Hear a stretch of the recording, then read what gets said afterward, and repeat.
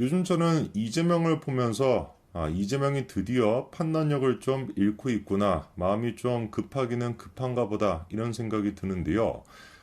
저 정도 됐으면은 이재명의 표정만 봐도, 이재명의 말만 들어도 사실 뭐 무슨 생각을 하는지 뻔히 보입니다.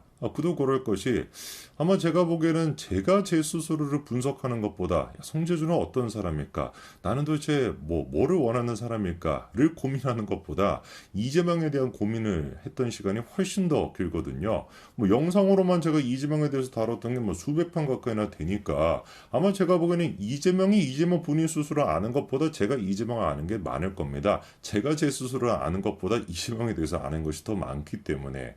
자, 뭐 어쨌거나 제가 이제 이재명을 보면서 왜 이렇게 최근 들어서 그런 생각을 하고 있냐. 약간 좀 이 사람이 급하구나. 그리고 또 판단력이 좀 잃고 있구나. 그런 생각이 들었던 게 뭐냐면 다른 게 아니라 이재명이가 누구에 대한 이슈까지도 옹호하고 나섰던 거예요. 장경태에 대한 이슈까지도 옹호하고 나섰던 거거든요. 뭐 예상이 되는 것처럼 장해찬 최고가 때는 이때다. 야, 요놈 봐라. 잘 걸렸다 싶어가지고 페른이라고 하는 단어가 나오자마자 대번에 지금 역공을 하고 기사가 많이 됐습니다. 원래 이재명이 같았으면 그럼 어떻게 했어야 되겠어요? 그거에 대해서도 맞받아치는 말도 안 되는 헛소리 하면서 맞받아쳐야 될 건데 어떻게 된 것인지 그거 이후에 이재명의 반응이 없습니다. 그런데 이재명의 반응이 없을 만도 해요. 왜냐면은 페륜이다 뭐다 라고 하는 얘기를 하고 난 다음에 이재명 당대표가 어디로 떠나기 때문에 집으로 떠나고 국회의사당이나 이런 데로 떠나는 것이 아니라 재판을 받으러 떠났기 때문에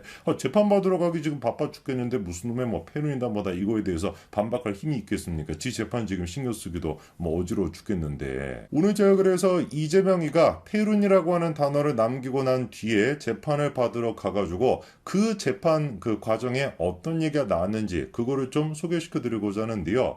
이번 재판의 포인트는 이재명이가 김문기 씨를 모른다라고 했던 거 그거를 둘러싼 재판이었습니다. 자, 그런데 재판에서 이번에 이재명이 이런 얘기를 했다고 해요. 매우 이례적이라고 생각하지 않습니까? 증인하고 논쟁, 토론할 일은 아니었을 것 같은데 이렇게 얘기했다고 합니다. 자, 요 얘기가 지금 어디서부터 시작이 되는 것이냐? 정민용 변호사로부터 시작이 되는 얘기입니다. 정민용 변호사는 잘 알고 계시는 것처럼 남욱과 같이 일을 했었죠. 그래서 남욱이 이제 유동규로부터 뭐 지시를 받아서 제안을 받아가지고 그리고 유동규 같은 경우는 김영과 정진상으로부터 지시를 받았다라는 거죠. 유동규 씨의 주장에 따르면 선거 자금을 좀 마련해 달라고. 그래서 한 12억 가까이 되는 자금을 마련해 달라라는 뭐 요구를 들었다라는 것이고 그 요구를 남욱한테 전달했고 남욱이 그 요구를 듣고 난 다음에 돈을 전달했다. 그 이제 운반책 역할을 했던 사람이 누구였습니까? 바로 정민용 변호사였습니다. 근데 보니까 정민용 변호사가 돈만 운반했던 것이 아니라 대장동 사업에도 깊게 관여하고 있었다라는 것인데 그 관여를 같이 했던 사람이 누구였던 거예요? 안타까운 선택을 했던 김문기 씨였던 겁니다. 정민용 변호사가 다음과 같이 얘기하고 있죠. 2017년도 6월 12일 대장동 사업의 배당이익과 관련된 결제를 받을 때 이 배당이익이라고 하는 게 뭡니까? 제일 중요한 포인트죠. 이재명이는 대장동이 공익환수 사업이다 라고 주장을 했는데 검찰이 보기에는 배당이익을 통해 가지고 민간 사업자 김만배 등등에게 유리하게끔 배당을 몰아줬다. 요게 이제 검찰의 판단이고 그게 지금 배임을 했다라는 근거가 되고 있는 거거든요. 그래서 이제 그 배당이익과 관련된 결제를 받을 때 누가 같이 갔다라는 거예요? 김문기 씨와 같이 그 현장에 있었다라고 정민영 변호사가 지금 주장하고 있습니다. 그러니까 이제 김문기 씨 본인 스스로 또한 마찬가지로 살아생전 뭐라고 얘기를 했었습니까? 자기는 그렇게 공익환수에 대해 가지고 밀어붙이려고 했었는데 어떻게 된 것인지 이재명 측에서 그렇게 민간 사업자한테 배당이 몰아갈 수 있도록 조항이 바뀌어버렸다. 이렇게 이제 김문기 씨가 주장하지 않았습니까? 그 얘기를 지금 정민영 변호사 또한 마찬가지로 하고 있는 거예요. 그리고 굉장히 그 기억이 구체적입니다. 심지어 이재명이가 해당 보고서에 동그라미까지 치면서 자기랑 김문기 씨한테 보고를 받고 얘기를 했다. 이렇게까지 증언을 하고 있습니다. 근데 그 얘기를 듣고 이재명이가 하는 얘기는 뭡니까? 뭔 소리 하는 것이냐? 당신이 그 뭐 문건 같은 거를 내가 동그라미 치고 뭐 얘기를 해줬다라고 하는데 비서실에 갖다 줬다라고 했잖아. 그런데 증인이 또 갖고 들어갔다라고 하는 건 무슨 말이냐? 비서실에 갖다 주고 동시에 자기가 갖고 들어갈 수가 있는 것이냐? 많은 분들이 이재명을 꼽았을 것 같습니다.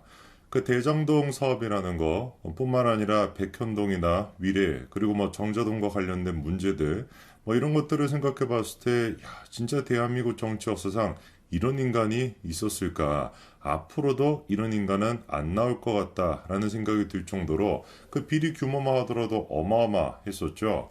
뭐 그도 그럴 것이 뭐 화천디어 이런 것만 생각해 보더라도 수익률이 뭐 몇백 퍼센트 뭐 넘어가지고 뭐 몇천 퍼센트 뭐 이런 얘기가 나오다 보니까 뭐 지금까지 그런 경우가 있었으니까 거의 뭐 유일무이한 그런 존재였죠. 그런데 지금 제 얘기를 쭉 들으시면서 아시겠지만 제가 다 뭐라고 말씀을 드리고 있습니까? 과거형으로 말씀을 드리고 있거든요. 따져보니까 또 과거형으로 얘기 안 한 것 같긴 한데 뭐 어쨌거나 과거형으로 말씀을 드렸던 이유가 최근 들어가지고 이재명을 뛰어넘는 야 진짜 뭐 대장동이나 뭐 백현도 이런 거 저리 가라라고 할 만큼 엄청난 비리 사건이 새롭게 등장하고 있습니다. 그게 바로 오늘 영상을 통해서 제가 말씀을 드릴 문재인의 태양광 비리 사업인데요. 여러 아마 윤석열 정부 초반에 기억이 나실 텐데요. 그 외 감사원의 사무총장이었던 이 유병호 사무총장 기억나시죠? 야 이거 그 풍기는 뭐라고 합니까? 이거 뭐 기세라고 해야 될까요? 저도 뭐 이분 만나본 적이 없습니다만 제가 만약에 죄를 지었는데 이런 분한테 감사를 받는다라고 하면 다 털어놓을 것 같아. 그렇지 않습니까? 뭐 내가 생각해가지고 그냥 없던 죄도 뭐 있던 죄로 만들어가지고 막 고백할 정도로 어마어마한 진짜 막 기세를 갖고 계시는 분인데 이분이 지금 주도해가지고 문재인 정부의 비리를 하나하나씩 지금 다 파헤치고 있고 바로 그렇기 때문에 민주당이 그렇게나 찍어내리고 싶었던 사람이었겠죠. 일단 지금까지 공개가 됐던 감사원에 의해서 밝혀졌던 문재인 정부 당시 태양광 비리의 그 내용을 좀 보시면은요.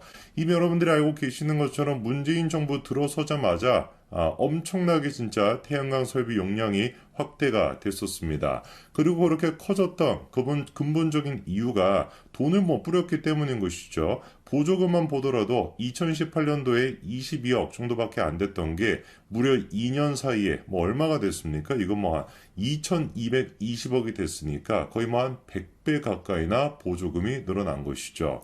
그리고 이렇게 보조금이 늘어나다 보니까 자연스럽게 그 보조금을 불법적으로 타내는 그런 사람들도 등장하게 됐던 것이고 그 규모만 하더라도 지금 뭐 376명 이 정도밖에 얘기가 안 나왔었는데 구체적인 이제 윤석열 정부가 들어서고 난 뒤에 조사를 해보니까 사례만 무려 2267건이고요. 그 금액만 하더라도 2616억 원입니다. 이게 싹 다 그러니까 어떻게 된 거예요? 국민들의 세금으로 충당이 된 것이고 싹 다 앞으로 이제 문재인의 그 평산 책방인가 뭔가 그거를 통해서 우리가 다 재산을 몰수해야 되는 그런 금액이다라고 생각하면 될 것 같습니다. 근데 지금까지 이제 공개가 됐던 거는 일반 뭐 사업자들, 개인 사업자들이 그렇게 문재인 정부의 보조금을 불법적으로 타냈다. 이 정도밖에 공개가 안 됐었는데